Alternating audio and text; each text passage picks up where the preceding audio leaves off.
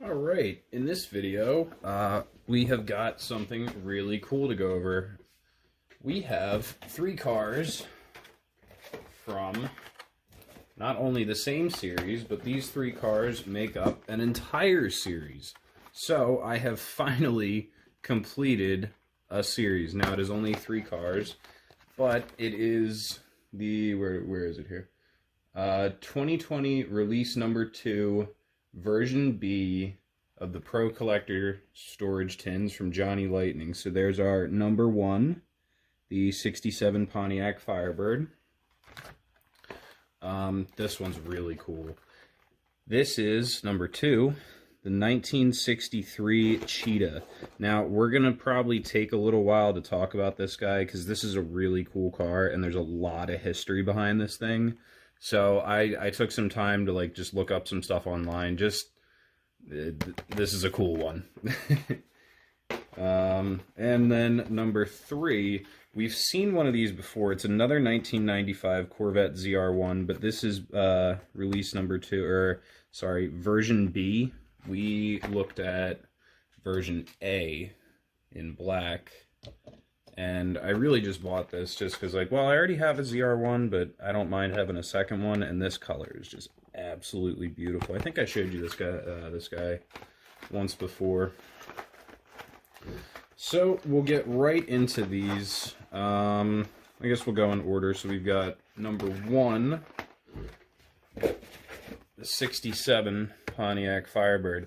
Now, not only does this complete the Pro Collector's tin, or Pro Collector Storage Tin series, this also means that we have a Firebird of every single generation. So here's our first generation.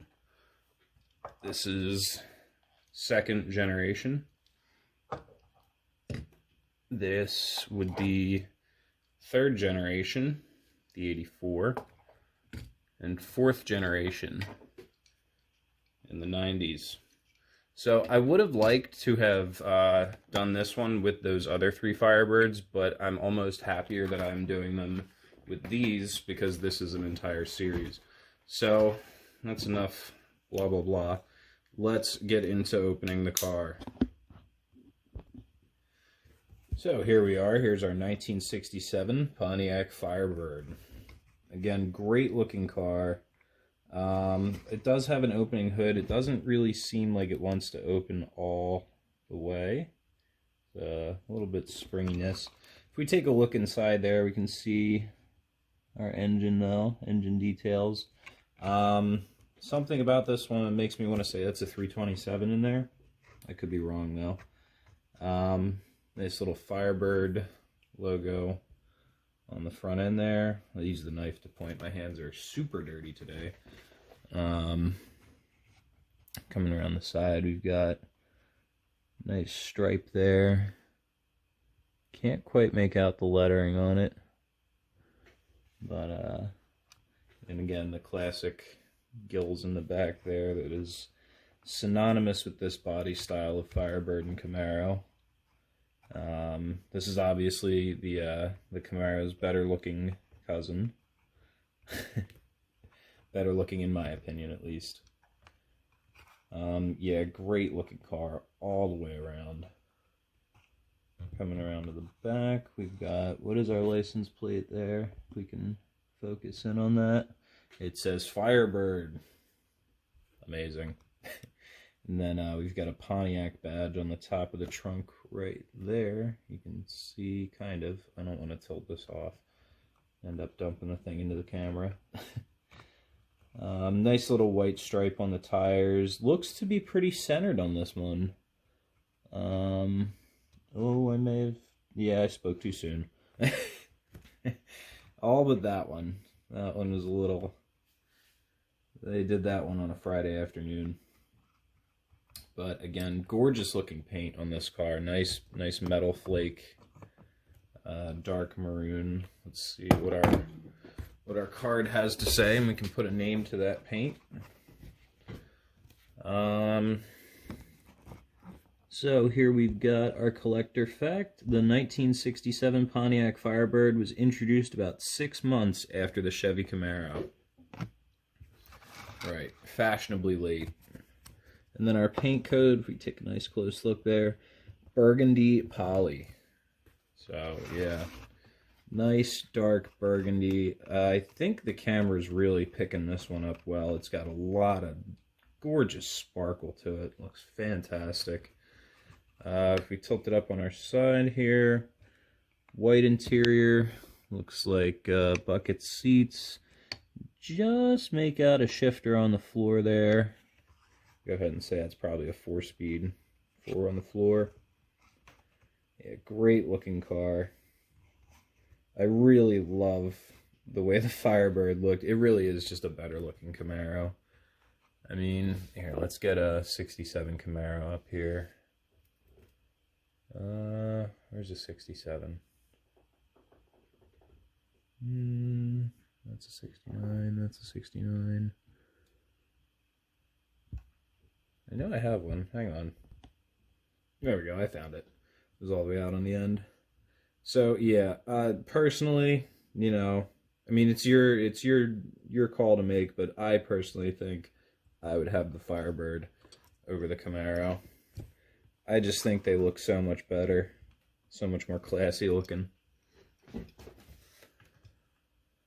So yeah, we will get this. I think I'm gonna organize all my Firebirds together, but we'll get this parked up next to the van for now. So we can bring it out later for the end of the video. And we'll move right into our second car. We are already almost 7 minutes in. So second, we're going to do the 1963 Cheetah. And it does say Chevrolet on the box, although it is only a 1963 Cheetah. So this car, well, here, let's get it out of the box before I start talking about it. Well, before we do any of that, take a quick look right here. This is our collector's tin for the Firebird. So that'll go right into the drawer along with the card. Oh, and we didn't look at the back of the card, so we can take a look again. These are the 67 Pontiac Firebird, 63 Cheetah, and the 95 Corvette ZR1. That's the series. That's what we're doing in this video. So we don't really need to spend too much time on the backs of these cards because they're all going to be the same. I'll get that closed up. And move into our 63 Cheetah. I'm really excited about this one. All right. So here is our 1963, I guess you could get away with calling it a Chevy Cheetah. This was basically a car, it was designed to be a competitor for the Shelby Cobra. So basically the story goes, like back in the early 60s, the Shelby Cobras were just destroying Corvettes in like road racing and whatnot. And Corvette, they tried with the 63 Grand Sport, and the Cobras just dominated those. So, what was his name? I have it written down here. Bill Thomas. Bill Thomas was to General Motors as Carroll Shelby was to Ford. There we go. I just realized one of my lights wasn't on. So that looks a little better. So what was I saying? Bill Thomas, right. So he was basically Chevrolet's Carroll Shelby. He came to Chevrolet in the early 60s and basically said, I can build you a car that will beat the Cobra. And this was that car. This is what they came up with. And it actually did. It was a second and a half faster than the Cobra. I'm not sure on what track or where, but that is one of the little facts that I found. But they only raced them for a few races in 1963, and then in 1964, the rules of whichever series this was, I probably should have figured out what series this was,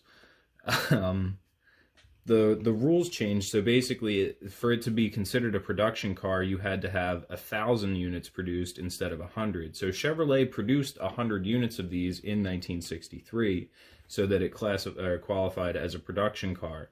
But once the rules changed in '64, Chevrolet decided to just pull the plug on the whole program. So basically, they were funding this guy to keep designing these cars to try and beat Shelby in, what race series was it?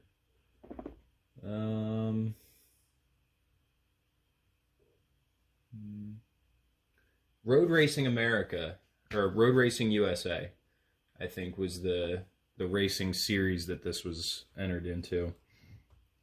And it was basically like patched together out of a bunch of different British cars that this Bill Thomas had experience with, and then they plopped a Corvette engine in it as a 327. So this for sure had a 327 in it.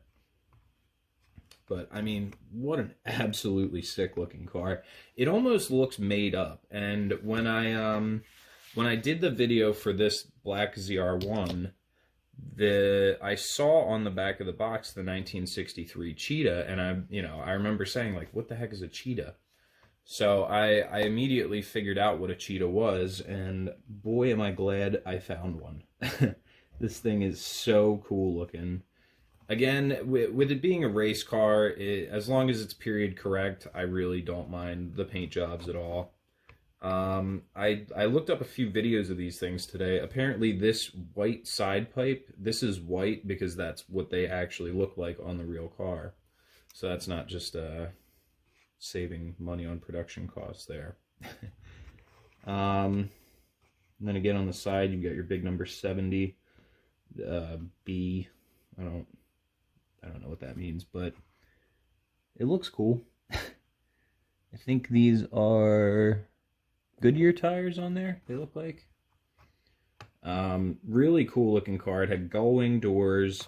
It was basically, because it was it was designed to be a race car. Nothing in the interior except a seat, a steering wheel, some pedals, and a shifter, and I think maybe some gauges. So not really any creature comforts, just designed to be fast. And it was, and apparently it beat the Cobra. A few of the prototypes for this car turned out to be faster than the Cobras. So if Chevy had kept funding it, maybe the Cobra wouldn't have been as famous as it was. Either way, though, still a really cool car to have in the collection. I've never even heard of one of these before, a couple weeks ago, or a couple days ago even. So to find a Johnny Lightning casting of one is pretty out there. Yeah, definitely, and a big part of GM racing history, Chevrolet racing history. So here's our collector's tin for this guy. We'll get that tucked away for now. Start to stack those tins on top of each other. Let's take a look at our card. So this is our, move this up here. This is our collector fact. Using Chevy drivetrain components, the Cheetah was designed to compete with Carroll Shelby's Cobra. Basically sums up everything I just told you. And then paint code is custom dark silver metallic, which it certainly is. Gorgeous red stripes down the front. Nice chrome engine details there. Take a closer look at that. So, and those wheels, I'm not sure what those are. They look cool though. Definitely a very cool car. Get the card tucked away there. So, and again, being that it's not, I guess it's technically a Chevy because it was funded by Chevrolet. Its design and production was funded by Chevrolet, but it was never really, a Chevy vehicle. But either way, I'll still put it with the General Motors stuff. Let's stick that guy over here. And moving on to our last car, there we go, is another 1995 Corvette ZR1, just like the black one, but in a gorgeous, gorgeous, gorgeous blue. I absolutely love that. So we'll get this open and get a good look at it. Alright, here is our 95 ZR1. Yeah, great looking car. Looks just as good as the black one, maybe a little bit better. Very, very, very gorgeous paint on there. Camera's not really doing it justice right now. It kind of looks the same shade as the lift almost. But in person, it is very much more turquoisey. Coming around to the back, we've got our license plate on there. What does that say? LTZR1. Then you've got your ZR1 badge at the bottom of the bumper there. Again, plastic tires on this casting. I know I made a big stink about that when in the last video I had a ZR1 casting. Opening hood, revealing our 405 horsepower LT5. Great looking. Oh, come on, get back on there. It was on there so nicely. There it is.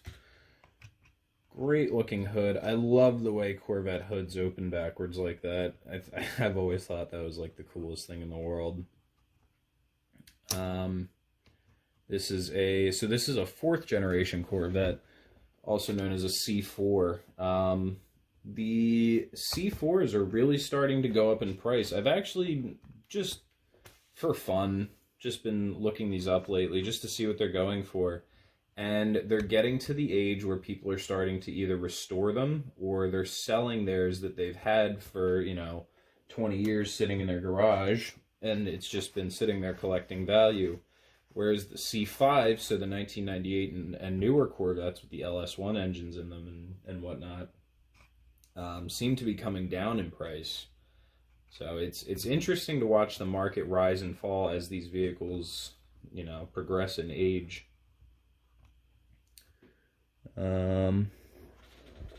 Yeah, great looking details up in the front there. You've got your turn signals and marker lights all filled in. Great looking wheels again, even though they are plastic tires. I really like the way those wheels look. I think they fit the car really well. So we'll get our card out and take a look at that. This is our collector fact here. Says the 1995 Corvette was chosen to be the pace car for the Indy 500. That's pretty cool. And then our paint code. Come on. Bright aqua poly. Yeah, I think I like this a little bit better than the black one, just because it's really sharp looking, really, really fun color. And then of course the back of the card again. We got all 3 of our cars from this video. So, and then one thing I do want to point out now that I have a couple of version A and version B releases of the same castings. Like I have both of the 2012 ZL1 Camaro castings, both colors for that. I really appreciate the fact that when you get a different color casting, or a different version, if you will, the facts are different. So if we check our fact on the black one, you can see, so this is the card from the black ZR1. It says the 95 ZR1 had an LT5 rated at 405 horsepower. And then, yeah, you get a different fact with each different color of the vehicle. So I really appreciate that little attention to detail there. I've always thought that was really nice. So I think we're going to go ahead and get ready to end this video. One more time, we're going to get all 3 cars pulled up here. There's our Firebird and our 63 Cheetah. And then of course the collector tip, excuse me, for the blue ZR1. So yeah, and there is numbers 1, 2, and 3 for the Johnny Lightning Pro Collector Storage Tin Series 2020 Release number 2, version B. That's quite a mouthful. But we've got all 3 of them, so that's really exciting. Collect all 3. Yes, I did. So, thanks for watching. Make sure to leave a like, leave a comment, and subscribe if you enjoyed the video. And I'll see you in the next one.